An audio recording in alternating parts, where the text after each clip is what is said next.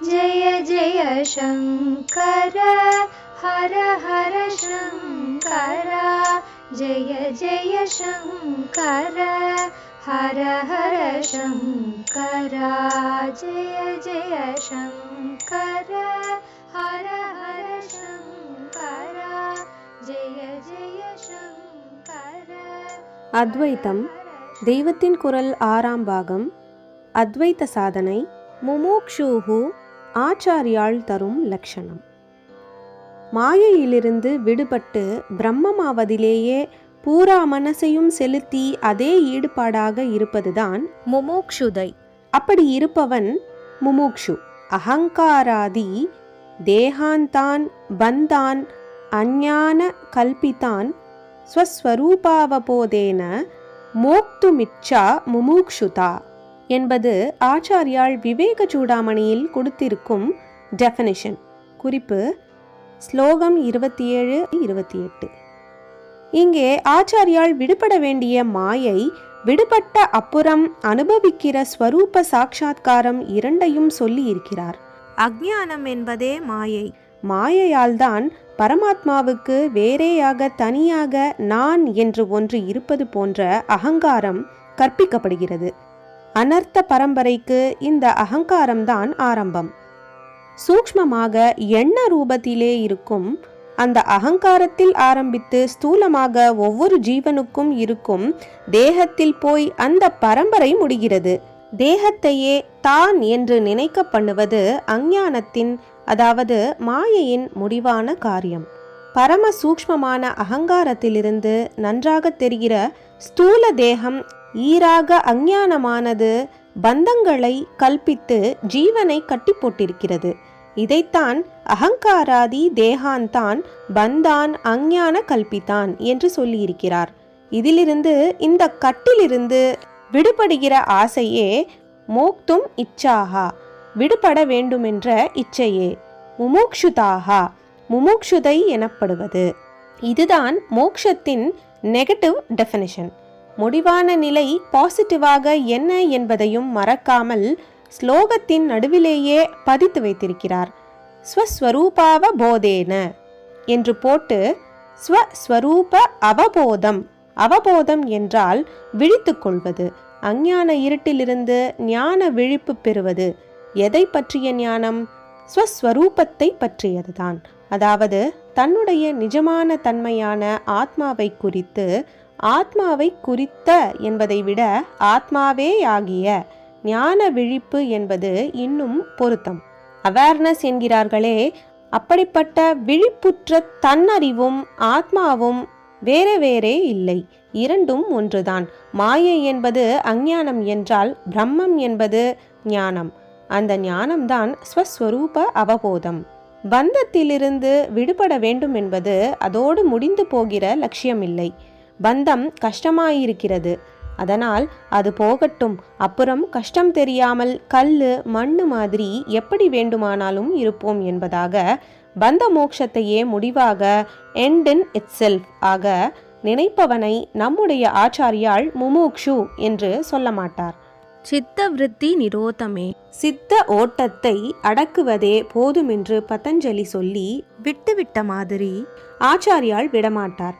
பிரம்ம ஜிக்ஞாசை அல்லவா அவருடைய மூல சூத்திரத்தின் சப்ஜெக்டும் ஆப்ஜெக்டும். ஆகையால் பிரம்ம சாட்சா்காரத்தின் பொருட்டாகவே ஜீவாத்மா தன்னை பரமாத்மாவுக்கு அபேதமாக தெரிந்து கொள்ளும் ஸ்வஸ்வரூப அவபோதத்தின் பொருட்டாகவே அஞ்ஞான பந்தத்திலிருந்து விடுபட தாபத்தோடு ஆசைப்படுவதைத்தான் அவர் முமுக்ஷுதை என்பார். அப்படி ஆசைப்படுபவனைத்தான் முமுக்ஷு என்பார். இந்த ஸ்லோகத்திலிருந்து அது ஸ்பஷ்டமாக தெரிகிறது. ஸ்வஸ்வரூபாவபோதேன என்றால் ஆத்ம ஞான விழிப்பினால் என்று அர்த்தம். அப்படிப்பட்ட விழிப்பால் அஞ்ஞான பந்தத்திலிருந்து விடுதலை பெற இச்சிக்க வேண்டும் என்கிறார். இப்படி சொன்னதால் முதலில் சாட்சாத்காரம், அதுதான் இங்கே சொல்லி இருக்கும் அவபோதம். அப்புறம் அதனால் பந்த மோக்ஷம். இத்தனை நாழி சொன்னதற்கு நேர்மாறாக பாசிட்டிவான சாட்சாத்காரமும் முடிந்த முடிவாக நெகட்டிவ் மோட்சத்தில்தான் கொண்டு விடுகிறது என்று அர்த்தம் பண்ணிக்கொண்டு விடக்கூடாது.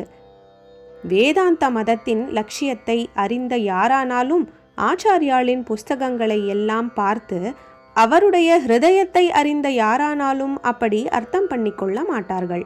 பந்த மோக்ஷம், ஆத்ம சாட்சா்காரம் ஆகிய இரண்டில் எது முன்னாடி எது பின்னாடி என்பதே கிடையாது. இரண்டும் சேர்ந்து சைமல்டேனியஸாக உண்டாகிறவை.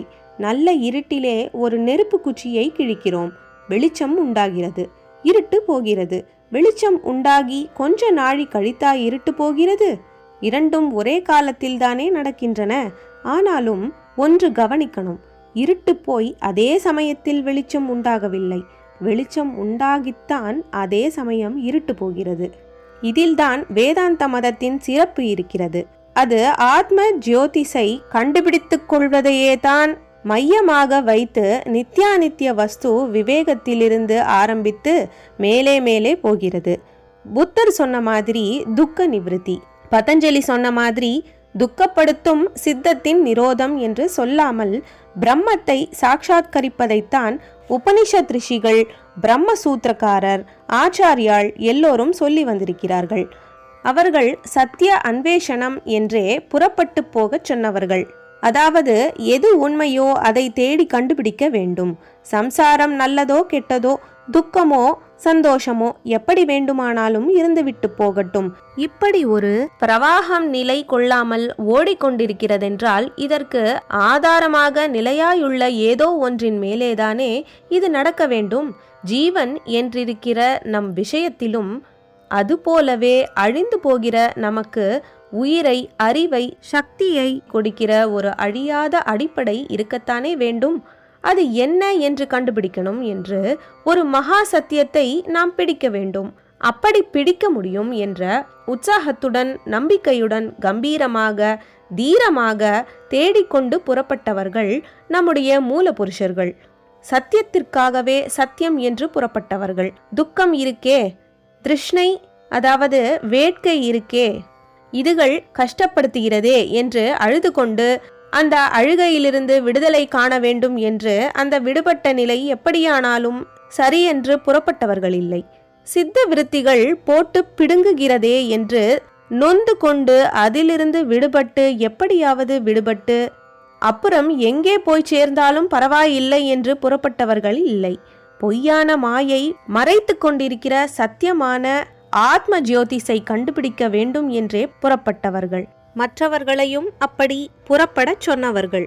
அழுது கொண்டு புறப்பட்டவர் என்று நான் சொன்னவரை புத்தர் தான் அவர். அவரை பற்றி கூட அந்த மதஸ்தர்கள் ஸ்தோத்திரிக்கும் போது போதத்திற்காக, அதாவது பாசிட்டிவான ஞானத்திற்காகத்தான் அவர் புறப்பட்டு போனது. அப்புறம் போதி மரத்தின் கீழேயே ஞானம் பெற்றார், அதனாலேயே புத்தர் என்று பெயர் பெற்றார் என்றுதான் சொல்கிறார்கள். அந்த மரத்திற்கும் கீழே உட்கார்வதற்கு முன்னால் அவரே சொன்ன வசனமாக அப்படி ஒரு ஸ்லோகம் சொல்லி இருக்கிறார்கள். தீவிர முமுட்சதைக்கு இதைவிட உதாரணமுண்டா என்று நாமும் கொண்டாடும்படியாக, இஹாசனே கஷ்யது மே சரீரம் த்வகஸ்தி மாம்சானி லயம் பிரயாந்து அப்ராப்ய போதம் பகுகல்ப துர்லபம் நைவாசனாத் காயமிதம் சலிஷ்யதி. குறிப்பு: புத்த சரித்திரமான லலித விஸ்தரத்தில் காணும் ஸ்லோகம். இந்த ஆசனத்திலேயே இந்த உடம்பு வற்றி சுக்காக போகட்டும். சுஷ்கம் என்பதிலிருந்துதான் சுக்கு வந்தது. இஞ்சி வற்றி வற்றி சுஷ்கமாவதால் அப்படி பேர். தோலும் எலும்பும் மாம்சமும் நசித்தே போகட்டும். போதம் பெறாமல் எத்தனையோ கல்ப காலத்திற்கு அப்புறமே அதை பெற முடியுமென்றாலும் சரி, அப்படி பெறாமல் இந்த இடத்தை விட்டு இந்த உடம்பு நகராதாக்கும் என்று மகா திருட சங்கல்பத்துடன் சொன்னாராம். அந்த விஷயம் எப்படியானாலும் நம்முடைய உபனிஷத் ரிஷிகள் தீரர்களாக பரம சத்தியத்தை கண்டு கொள்ளவே சகலத்தையும் விட்டு புறப்பட்டவர்கள். இப்படியாக சத்தியத்தை கண்டுபிடிப்பதையே லட்சியமாக வைத்து சாதனை பண்ணி கொண்டு போகிறவருக்கு அந்த சத்திய ஜோதிஷின் தரிசனம்தான் விஷயமாக தெரியும். அதிலிருந்தே மாயை இருட்டு போயிற்று என்று அவர்கள் அனுமானம் பண்ணி கொள்ளும்படியாக இருக்கும். தங்கள் அனுபவத்தை ஞானிகள் சொல்லும்போது எப்படி விவரித்திருக்கிறார்கள் என்று பார்த்தால், அதே குறியாக ஆத்ம விசாரம் பண்ணிக்கொண்டே போனதாகவும், டகால் என்று, அதாவது சடேர் என்று ஆத்மா பிரகாசித்து விட்டது என்றுதான் சொல்லியிருப்பார்கள். மாயாபந்தம் என்று ஏதோ ஒன்று போனதாக தங்களுக்கு தெரிந்து அப்புறம் ஆத்ம சாட்சா்காரம் உண்டானதாக சொல்லி இருக்கவே மாட்டார்கள்.